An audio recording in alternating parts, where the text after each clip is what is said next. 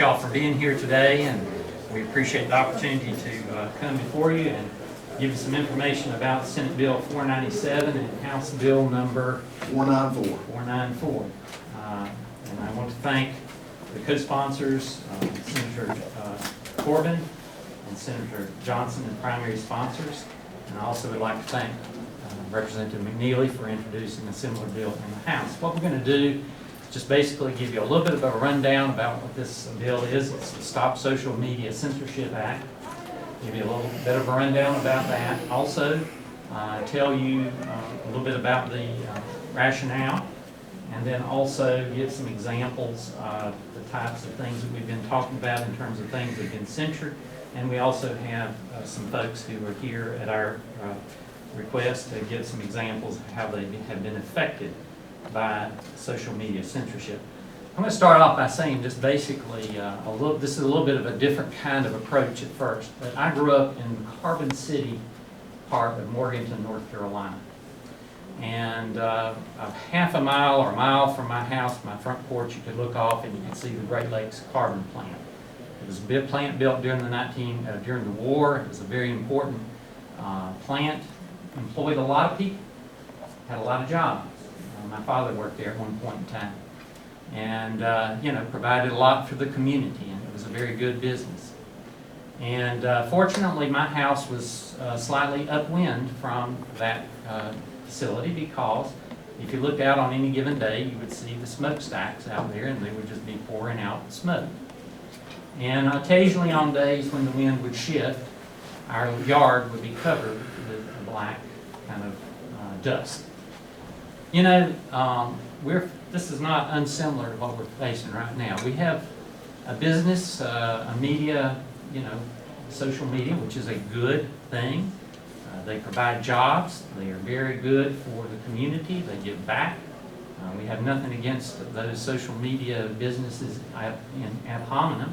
They are actually, here in North Carolina and other states. But there is one thing that we have an issue with, and that is the fact that currently there is a lot of censorship going on amongst folks all over, actually all over the country. And so just like what the smokestacks there of that particular business, they had to enact some laws and regulations that would stop that thing that they were doing. And that's what we hope through this bill, that we will be able to do the same thing. Under Section 230 of the Community Decency Act at the federal level, there's an exemption that allows states to basically have the ability to deal with these kinds of issues of the social censorship. And this is what we're taking advantage of under that exemption. And I'd like to just say that what this bill basically will do, it basically provides the opportunity for those who are censored. It creates a civil right action that can deter what we consider to be deceptive trade practices, false advertising, breach of contract, and bad faith and unfair dealing amongst social media, fraudulent inducement and stifling of political and religious speech. And this is in the modern day public digital square. And it provides that the individual, if they are so censored, have the ability to go to the Attorney General, and within 60 days, if he doesn't enjoin or prosecute a claim under that article, then that person may themselves seek remedy on that. We believe that this is really important because our First Amendment rights of freedom of speech are not to be abridged. And we feel very strongly that in the current situation, our social media is doing just that, purely because of the opinions of religious or political speech. And I would just say that all you have to do, there's some people who might say, well, we shouldn't be doing this. But for years, social media companies have seemed to have fairly hands-off approach on most speech. Videos showing violence or activities that organize violence and terrorism were, of course, they were subject to censorship, should be. But the power of tech companies to regulate the minds of American voters became evident in 2020. The New York Post, one of the oldest newspapers in the country that has the 4th largest circulation in America, was silenced online by Twitter and to a lesser degree of Facebook. The Post had documents relevant to the approaching 2020 election regarding the business dealings of the Biden family, and Twitter and Facebook blocked access to that story and blocked posts about it. They censored the White House press secretary. They blocked the New York Post from Twitter for weeks. And all of that, millions of American voters were prevented from seeing a story relevant to the 2020 election whose authenticity wasn't even contested by the candidate at the time. And we believe that the power of over the American psyche wielded by an unaccountable tech titan really is a dangerous thing. While the New York Post ultimately won its war with Twitter, well after the damage had already been done, regular, everyday Americans who don't have the power to reach millions of people about their censorship have really no chance of winning. And this bill is about giving more power to those people, the regular, everyday people whose political speech is censored by tech titans, and it gives them a means of recourse. Not everybody has the reach of the New York Post, but by creating a statutory clause here that damages and calls for lawsuit, regular folks can start fighting back. And social media's companies, for better or for worse, they're certainly ingrained in our American discourse. And we want to see a state and country where people are still free to voice their opinions, where disagreements are debated in the open with reason and logic and not stifled or censorship. Now, someone might say, well, my particular opinion on a matter is objectionable. And you can say that my opinion is based on flawed premises or inaccurate information. And that's fine, because anyone would welcome that debate. But we should not be able to shut down my voice or any other person's voice to prohibit them from even making the argument. That's deeply unhealthy, it's scary, and it's dangerous, and it goes against our First Amendment rights. We believe that the state of North Carolina has a compelling interest to ensure its citizens can express its religious and political viewpoints in the arena of the modern-day digital public square. I'll just say one other thing, and that is that there are folks who would say, well, we don't need this, or why would you have certain things that we are not in the censoring business. Basically what we're trying to do is prohibit the censorship of things. Sometimes it gets turned around and made it feel like the other place. So I'm going to allow Senator McNeely to say a few words, and then we'll come back and forth a little bit. Senator Alexander, thank you, sir. Thanks, sir. Representative McNeely, I haven't quite got to the power and the prestige of being senator yet. Maybe someday. Maybe someday. Good morning. My name is Jeff McNeely. I represent Iredell County here in this great state of North Carolina. Started this bill, and as we moved through this bill, we realized that we had a friend in the Senate that was running something very similar. Ours is different, but yet quite alike, in the fact that we're both here trying to protect our First Amendment, which is free speech in this country. And the reason for the Digital Interference Censorship Act that I did, some of the 3 bullet points is, the reason for this bill is to give the good people of the state of North Carolina a digital town square to express their ideas and beliefs with the freedom that our Constitution gives us under that First Amendment. The second part of this bill will allow our free speech, as far as religious and political, to be heard not only in the public square that's being created, but also on the platform that we choose, and that platform is protected as well. This bill also gives the citizens of North Carolina a pathway to either through our Attorney General or their local judicial system to seek injunctive relief and recover damages that may have occurred because of the censorship of their free speech. The reason we're bringing this, in my opinion, I've always felt like that in taking the oath that I have, not only for the United States Constitution, but also the state of North Carolina's Constitution, is to protect each and every one of us' freedoms.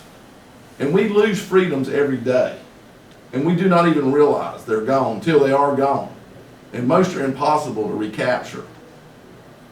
But the First Amendment, the reason it was so important, if you look back at our founding fathers, and it is the First Amendment, is without free speech in our country, we do not have the ability to question our leaders, to question the process, to question what's going right and what's going wrong. And once that voice is quietened, then next thing you know, we are no longer a republic. We are no longer a people. We are controlled. I always want to think about that government should be a watchdog to be fed, not a cow to be milked. And that's what I see with big tech. We've allowed them the freedom under U.S. Code 230 to flourish. And we've allowed them to go unchecked and flourish so long, they've become so huge. Now they're the ones that are telling us what our rights and freedoms are, not us telling them. My wife, who I like to think of as about like Mary Poppins, she's as good a woman as I know of, virtuous in all ways, put something on her account on social media, and it basically, at the time the election was going on, said that no matter what happens here, that I know my God is in charge. And it was very religious, but very pure in thought. And after 2 days, it was taken down off of her account. And that bothered me. And that got me to digging. And it wasn't long after the election, there was an article come out in Time, and I guess there's no longer really Time magazine because we're so digital, but time.com.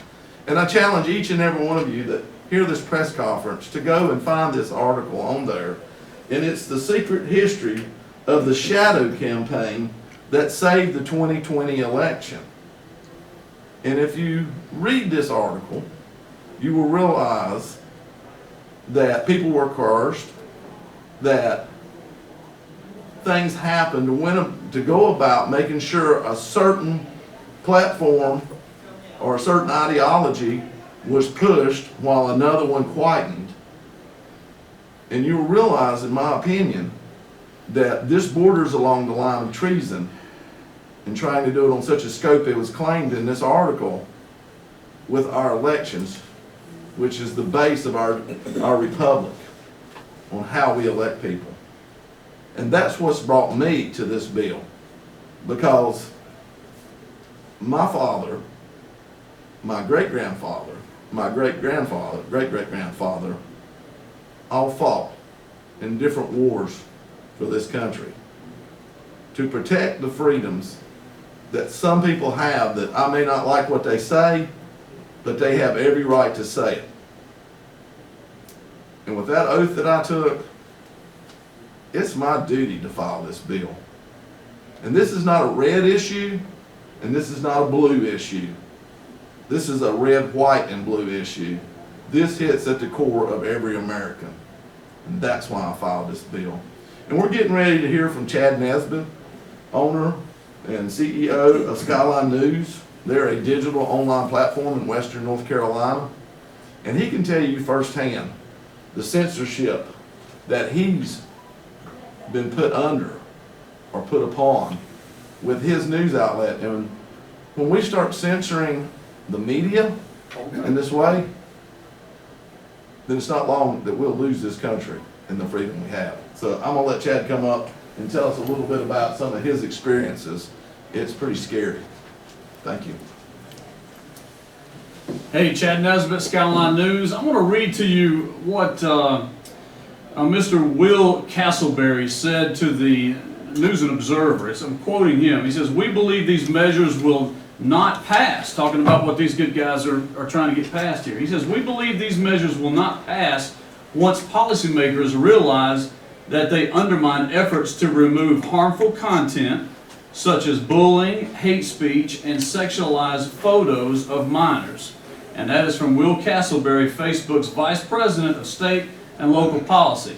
I wonder if he realizes how that is one of the most stupid, idiotic quotes that anybody could make in the tech world right now. Because every American out here knows how they want to divide the system. Every American out here knows, just like what this gentleman was saying here, his wife was banned from Facebook or whatever social media she was on. Let me tell you what happened to me, and I'm one of you guys.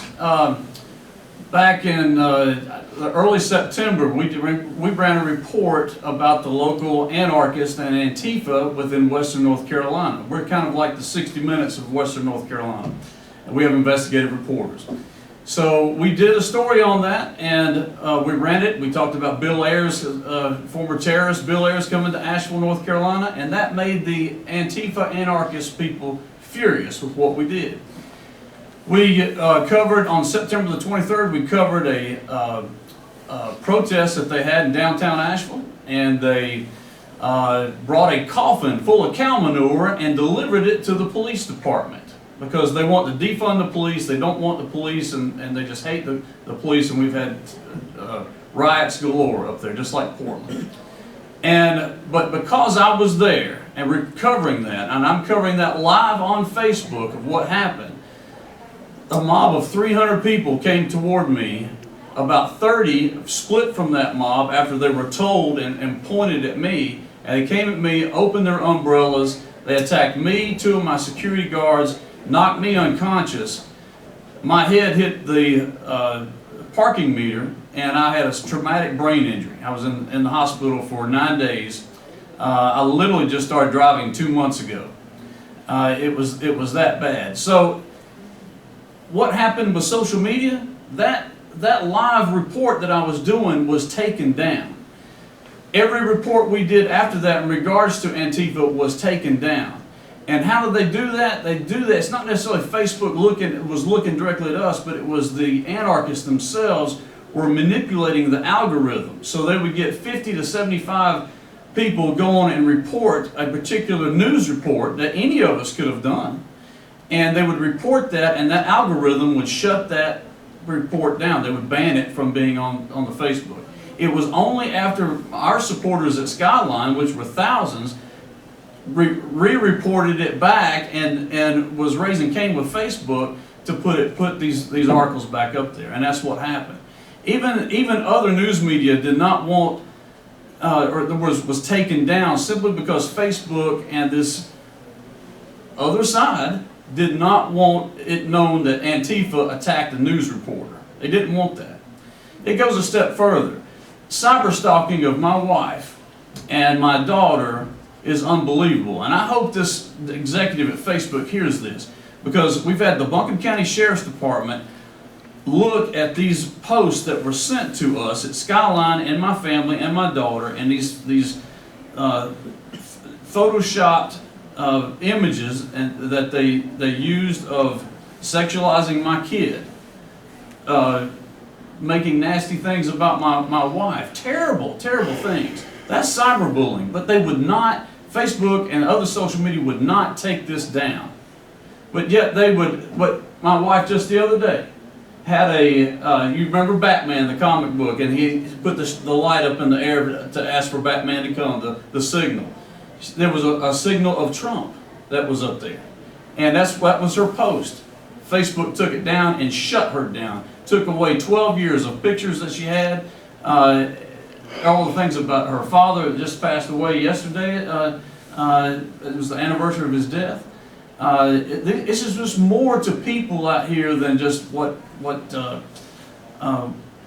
going on. And for somebody for social media to take away news, freedom of the press, freedom of religion, and freedom of speech is horrible.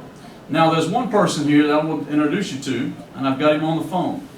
And he is he is the best defamation attorney in the United States. And if anybody knows anything about this, it's this man I'm getting ready to introduce you to. He was the attorney for Richard Jewell. He was the attorney in the Bonet case. He was the attorney for Nick Sandman. and has won millions of dollars for these people in defamation cases and freedom of speech cases. I want to introduce you to Lynn Wood, and hold on one second, and we'll put him on speaker. Lynn, are you there? I am here, Chad. Good morning. Can you hear me okay? I'm going to turn it up. You go right ahead, sir. Well, listen, thank you for letting me have a chance to speak with the group there and the good folks in my home state of North Carolina. I was born in Raleigh, North Carolina. Moved to Georgia when I was 3 and just recently moved to South Carolina. So I'm a North Carolinian by birth, and I'm a Southerner through and through. And I also, as you know, have been practicing law now for almost 44 years. In the last, I guess since 1996, when we moved to about almost 3 decades, my law practice has had on First Amendment issues and freedom of speech. I've been very concerned over the past year about what's been going on in our country. I have seen the suppression of speech. I have seen what is amounted to literally censorship, and it's based on political speech. Twitter, Facebook, even Instagram, they are manipulating and suppressing free speech to try to prevent what amounts to what they perceive as the opposition from having people engage in a robust, free expression of information and ideas. They're trying to make it a one-sided propaganda on social media, and it's got to stop. I've heard about what Senators Alexander and Johnson and Corbin are trying to do in North Carolina, and I commend them. I have long held the belief that the Communications Decency Act, Section 230, has been misinterpreted. It was never allowed, it was not passed at a time when social media existed. It was passed for a purpose to allow internet platforms to remove content and not be sued if that content was unlawful. Now, they've turned it into almost literally blanket immunity that Facebook and Twitter, two primary examples, and obviously Instagram also involved. They've turned it into a situation where they think they can take you off if they disagree with your speech and you can't sue them. I don't believe that's right. I believe Twitter and Facebook engage in interstate commerce. They are subject to the federal laws, constitutional rights, and they can be sued if there's no rational basis for taking off speech, and there is none when it comes to political speech. But the states, like South Carolina and other states, have their own constitutions with First Amendment protections, and the states have a right to take steps to protect speech, even more so than the United States Constitution. So what I'm understanding they're trying to do in South Carolina is to protect speech by potentially having civil liability for the social media platforms that remove speech and suppress speech. I think that is a commendable effort. I think it ought to be passed into law. These social media platforms like Facebook and Twitter are not immune from civil laws. They do business, they make money, they take your data, they sell it. I think they're also selling a lot of it to the deep state so they can learn about you. And so it's got to stop. There's got to be accountability. You can't do business and suppress speech and not have accountability for wrongdoing. Right. Hey, Lynn, they've got to, the press conference is almost over with here, so we're on the time constraint. But I think we get the point, and I want to thank you for speaking here at this press conference, and because we're just running out of time. But I want to thank you so much for speaking here, and it means a lot. Well, fight for free speech. It's a fundamental right. Fight for integrity in your vote. Fight for the First Amendment and the Second Amendment. God gave us those rights. nothing that can take away what it didn't give us. So That's I right. commend your efforts, and let me know if there's anything more I can do to help. All right, thank you. God bless you.